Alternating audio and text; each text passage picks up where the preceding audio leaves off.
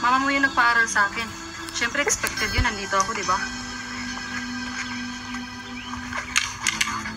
Sana miss ko din naman dito, pare. Dito ako lumaki, di ba? Dito din ako tinuruan ng nanay ko magluto.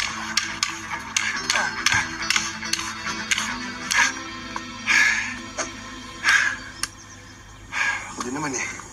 Siya nagturo sa akin. Siguro kung buhay pa yung magulang mo, pinagtatanggol ako dun kay Papa.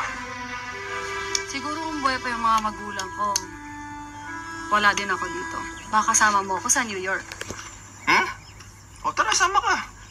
Hanap pa kitang trabaho dun. Ano? Hindi na pare, pero salamat.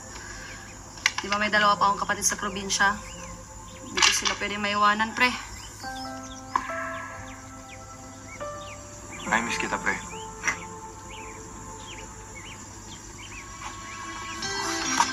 Huwag mo akong kakalimutan, ha?